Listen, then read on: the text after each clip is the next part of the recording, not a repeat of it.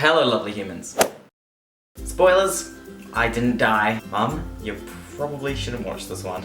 By the way, this happened last year, but I've only just got around to making a video about it now. Here we go. So I was on my way to New South Wales and my ex was driving the car. For his privacy, I'm just gonna call him Mario.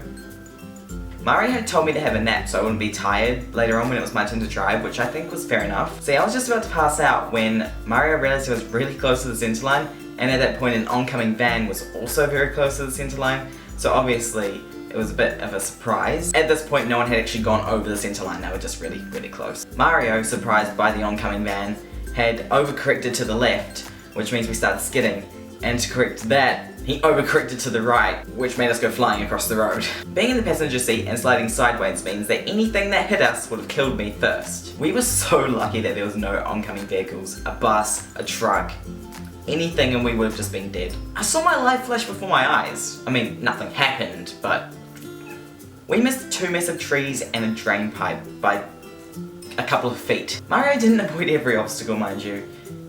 He did smash into a fence post which was like that far away from hitting my car window. Where I was sitting. Did I mention this was on the way to a funeral? Because it was. Imagine that. Dying on the way to a funeral. Classic. We came to a stop and I wasn't really falling asleep anymore. Just kind of like some higher power was like, gonna kill you. Just kidding. And Mario's first thought after we crashed was to just keep driving. Like nothing happened. Car still running, still in gear. And I was like, probably turn that off to assess the damage. Good thing I said that, because look at this shit. Fuck. So I was pissing down at this point. Mario's brother, who was driving in front of us, has driven back for where we were.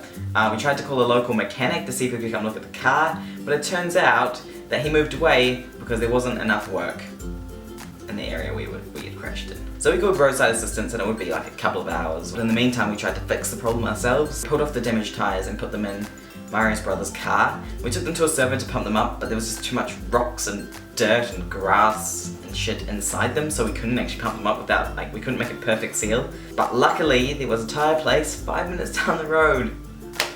Bless. So they fixed it up within like half an hour. I paid $38 to the nice man, and then we were good to go. The only thing now is that the door makes a squeaky noise when you open and close it, but that's all good. Just minor details. It's the only major crash slash skid I've ever been involved in. I'd like to keep it that way. It was a real eye-opener to make sure that you are driving to the conditions, because the road was a little bit slippery, but that's not really an excuse. Don't have a little skid off the road like Mario did.